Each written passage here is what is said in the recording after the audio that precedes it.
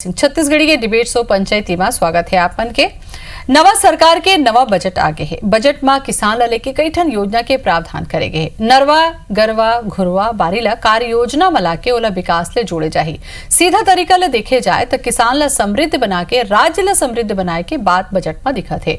फसल के समर्थन मूल्य के बात हो या फिर तेंदुपत्ता बिनैया मन के मानदेय के बात हो या फिर सिंचाई बर तरिया में पानी भरे के बात हो, सब बार बजट के प्रावधान करे गए है। एक ऊपर आज करबो गोटबात।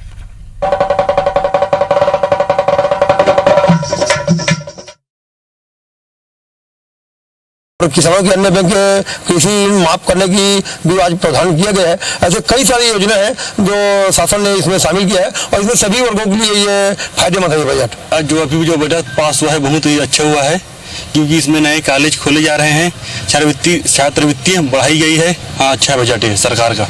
इस बजट पेश किया है सर, उसमें ग्रामीण जनताओं का जो विकास होगा और आत्मनिर्भर होगा। जो 35 किलो चावल किया है उसमें सब गरीब लोगों को उसके में विकास होगा। सरकार ने महिला कॉलेज घोषणा की, वो बहुत बड़ी खुशी की बात है। ये बहुत दिनों तक हम लोग चाह रहे थे कि ये महिला कॉलेज खुले, ऐसा करके तो धन्यवाद हो सरकार को। जो सरकार ने बजट प्रस्तुत किया है उसमें हम लोगों का सौभाग्य की बात है जो महाविद्यालय खोलने वाले हैं, और हम लोगों को बहुत खुशी हो रही है कि हम लोगों के लिए एक गर्ल्स कॉलेज हो। सरकार ने जो बजट प्रस्तुत किया है हमारे बालोद जिले में महिला कॉलेज बनने के लिए, वो बहुत बड़ी खुशी की बात है। हमारे बालोद जिले में पहली बार महिला कॉलेज बन रहा है, हमें बहुत खुशी हो रही है। न्यू बजट आया है, उसमें सरकार ने इस बालोद जिले के लिए महिला कॉलेज खोलने की जो घोषणा की है उसका हम बहुत ही खुशी के साथ स्वागत करते हैं।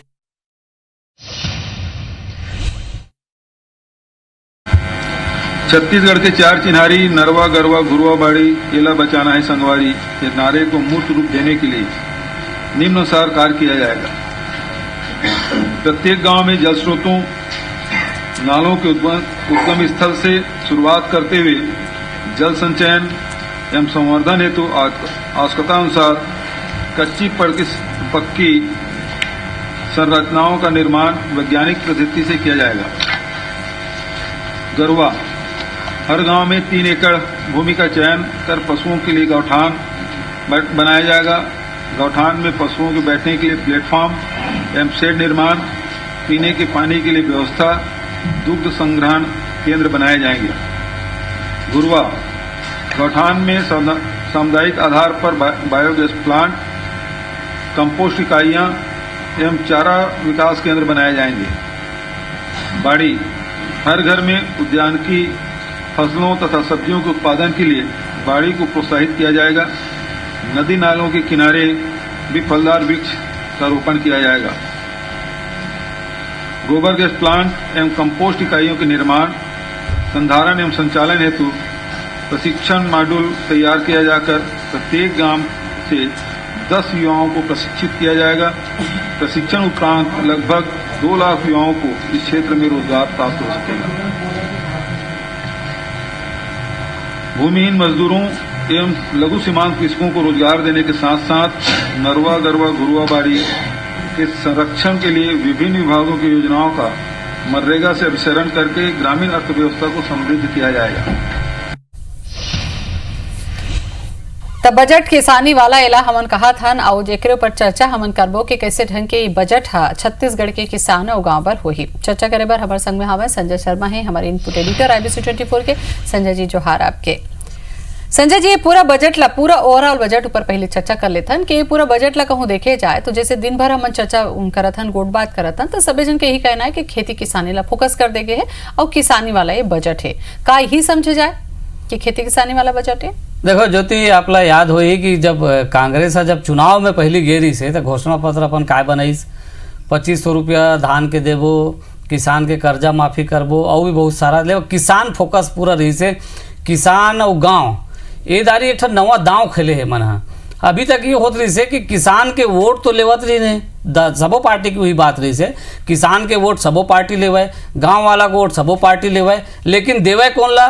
बड़े बड़े मन ला, अरबपति मन ला वो सब मिले सुविधा सहयोग सरकार के जत का सब लाभ। कई ठन बड़े बड़े उद्योग ला पिछला सरकार भी कई ठन छूट दे के रखे रही से, कई ठन जो चार्ज रही से, शुल्क रही से, उमा छूट मिले रही से, तो सब तरह के छूट बड़े ला और वोट लेना है छोटे से। तो ये दारी के कांग्रेस अब पलट दी से चीज ला, ओमन कहिन कि सब अब छूट ले दारी हमन देबो किसान मन ला, गाँव वाला मन ला, और ये कोशिश करिन। अब आप देखो रिजल्ट कैसे जबरदस्त आए है, इकर मन के तो पूरा सफाया हो गए बीजेपी के। तो ओकर से थी अब ये बजट ला लाना जरूरी है, काबर अगर ये नहीं लाई तो अभी 4 महीना बाद लोकसभा चुनाव है, फिर गाँव किसान ही फोकस में आगे है दारी, अब पूरा देश में आगे कह दे, पूरा देश में ही चलत है। तो अब किसान है सरकार के पूछ परख में शामिल हो गए। एक समय रही से जब किसान के कोई पूछैया नहीं रही से, आज गांव-गांव में गली गली में किसान की पूछैया हो गई। तो ये सरकार के फोकस होना चाहिए वहाँ, और किसाने के बजट लाना है, गाँव के लाना है, गरीब के लाना है, और ये दिखत है बजट में। आप देखो कि 71% बढ़ाए कहा थे, जौन भी कृषि बजट रही से पहली पिछला तेकर से 71% बढ़ा के बजट। अब आप का ज्यादा बजट अगर रही 71% बढ़ावा थे, तो सीधी सी बात है कि अगर कृषि विभाग के बजट बढ़े तो कृषि विभाग के कामें हुई है, किसान और गांव और गरीब।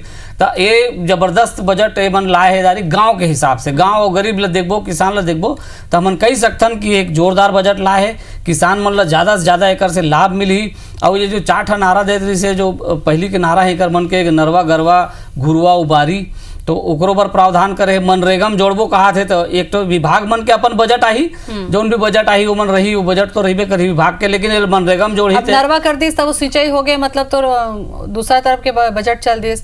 गरवा कहा थे तो गाय अलग तरफ पे हो गए। तो मतलब 4 जो सेक्टर है, चारों के लिए बहुत अच्छा प्रबंध बजट के करे है। एक ऊपर तो चर्चा करबो संजय जी, एक ठन और माने हम समझ लन। पहले के समय में जो पार्टी चुनाव में जावे, वो घोषणा पत्र में बड़े बड़े वादा कर दे और जीत जाए ओकर बाद में वो भुला दे। लेकिन ये दरी ये हुई से कांग्रेस के, जब घोषणा पत्र की तैयारी कांग्रेस करिस तो एक एक वर्ग ले जाके, जैसे टीएस सिंहदेव से भी आज हम बात करें, एक एक वर्ग ले जाके ओकर समस्या ला सुन के ओकर घोषणा पत्र में शामिल करिस। और पहली बजट में वो घोषणा पत्र के साफ तौर पे झलक दिखा थे। तो कहीं ना कहीं लोगन मन में अभी विश्वास हुई कि हाँ भाई घोषणा पत्र में सरकार है जो कही थे वो लोग पूरा घलो करते। अभी तक तो ये हुआ कि चुने बेरम जात हो, बोलते तो भुला जात हो। एक नया संदेश भी दे है कि अगर हमन वादा करत हन तो वो लोग पूरा भी करत हन। पहली बजट में देखे मिल गए, एक अच्छा शुरुआत है। हाँ, अच्छा शुरुआत है। अगर वादा पूरा हुआ थे, हमारे गांव के, हमारे किसान के, हमारे गरीब के भला हुआ थे, बहुत अच्छा है। लेकिन एमा एक पे राजनीति थोड़ा है, लोकसभा चुनाव है अभी। हाँ। अभी अगर वादल पूरा नहीं करी तो लोकसभा में कोनो वोट देने वाला नहीं है। तो यहू मजबूरी है कि ये सब ला रखे जाए ताकि लोकसभा में चुनाव में वोट ले सकन। हाँ। तो ये तो करना चाहिए बीजेपी रही से। तो आज के जो बजट है, आप देखो कि पूरा तरीका से हमन कहा था कि कृषि प्रधान ये बजट हावे, कैसे ढंग से देखा हो कि छत्तीसगढ़ के विकास में एक कदम कदका अच्छा है? नहीं, देखिए पहली बजट है नया सरकार के, और बजट में कृषि के, किसान के प्राथमिकता तो दिखत है, इनमें कोई दुमत नहीं है। अब पहली बजट ला हमन एकदम से खारिज कर देबो उचित नहीं है। और कई प्रकार से अपन किसान के दृष्टि से भी देखबो तो हमन ला कुछ न कुछ हमन ला अंडरलाइन करे के, रेखांकित करे के विषय मिल जाही। लेकिन और वाला कल्पनाशीलता के साथ बनाया जा सकत जैसे ऐसे मोर कहना है।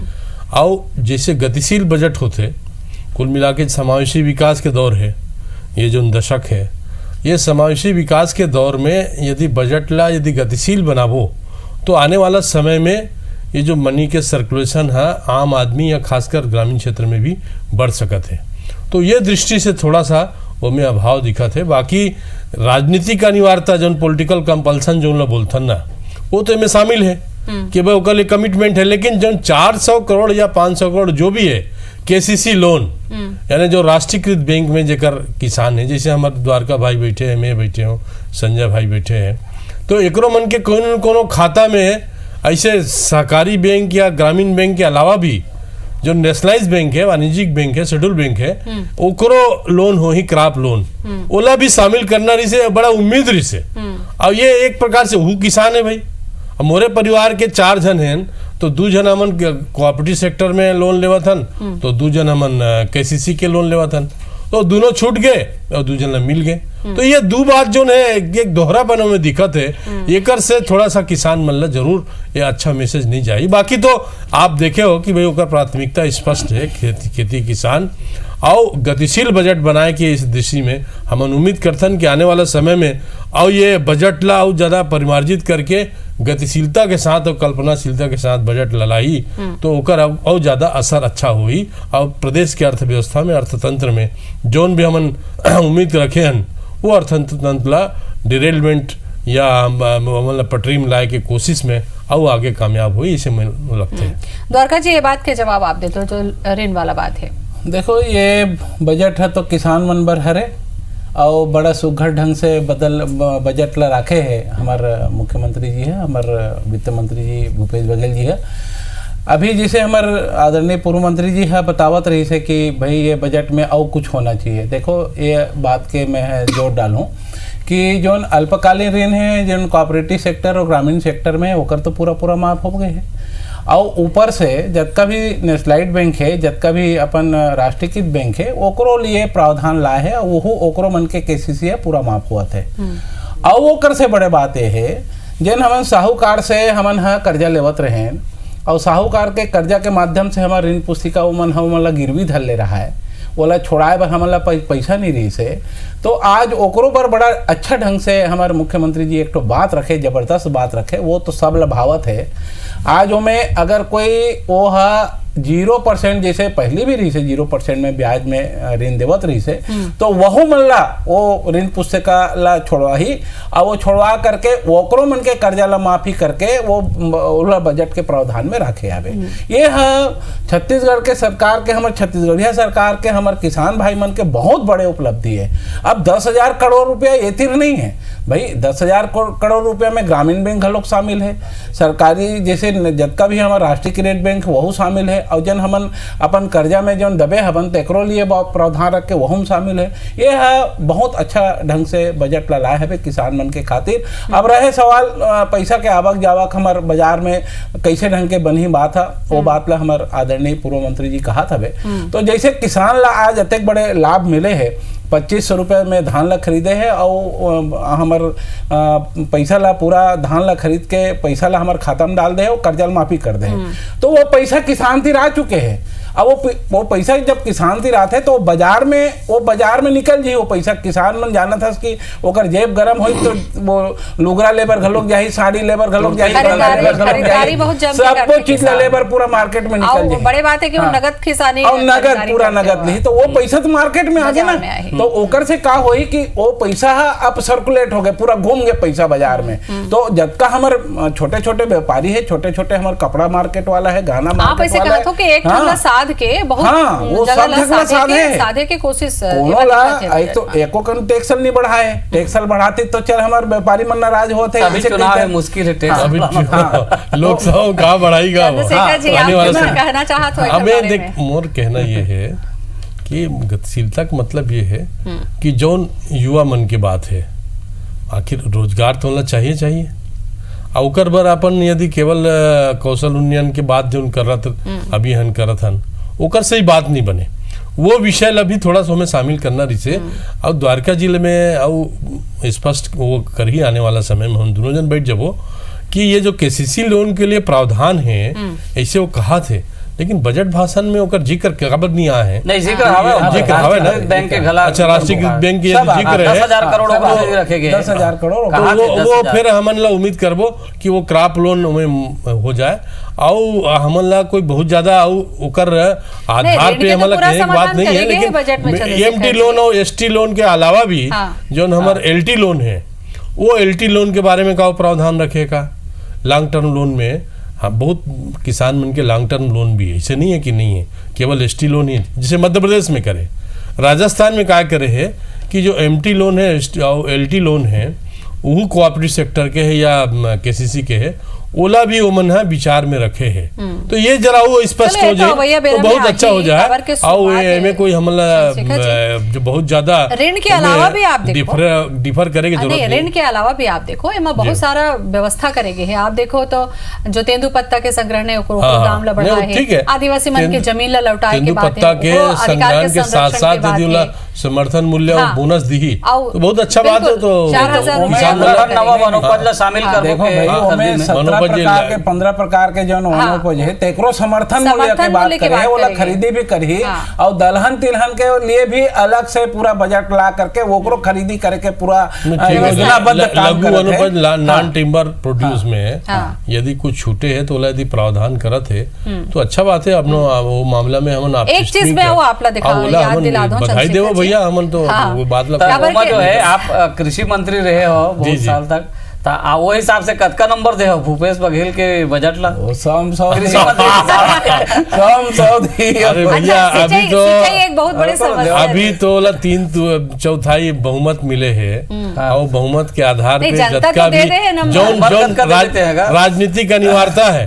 अब जो हमारे नंबर दे की स्थिति नहीं है भैया, बिना नंबर दे तो कुल मिला के जो राजनीतिक अनिवार्यता है वो पूरा करे है, लेकिन ओकर बाद भी कुछ न कुछ और जो बजट में वित्तीय दृष्टि से अब आवश्यकता है ओकरो एक प्रकार से इंटरेक्शन होना चाहिए, इसे मुझे लगता है, ताकि आने वाला समय में छत्तीसगढ़ में एक जो मैं बार बार कहा हूँ अर्थतंत्र ला और मजबूती दे के जरूरत है, और कृषि अर्थव्यवस्था यदि मजबूत है तो आगे भी मजबूत होगी, ये में कोई दो मत नहीं है। और बहुत अगर बात ला रखे है, बहुत अच्छा बात है, और वो स्थिति ला फिर से उमन बनाए, किसान मन अपन पैर में खड़ा होए, तो ये में हमूमन किसान पहली और किसान मन फिर एक बार फिर से ये प्रदेश में अपन भागीदारी निभा सकते। बिल्कुल, ये बहुत अच्छा बात है कि जो आज पहली बजट भूपेश सरकार पेश करी ओकर सराहना भी करत हमें कि अगर थोड़ा बहुत बात ला अगर नजरअंदाज कर दे जाए तो ये बजट में खेती किसानी ला बहुत महत्वपूर्ण भूमिका दे है। आगे अवैया जो बचर है वो किसान हमारे मजबूत हो सकी। एक गोट बात करे पर आप मनाए हैं, आप बन के बहुत बहुत धन्यवाद जी। महुला तो विदा चाहिए, लेकिन मैं 1 मिनट कहूँ समय मिल जाए बोलिया कि ये जो 2 ठन बात कहा थे नरवा गरवा और घुरवा बारी, तो ओकर साथ साथ वाला कोठी कोठा कोठार ला भी जोड़ दी तो आने वाला समय में ये संदेश पहुंच गए। अभी चला थे राजनीति का दौरा। चला धन्यवाद।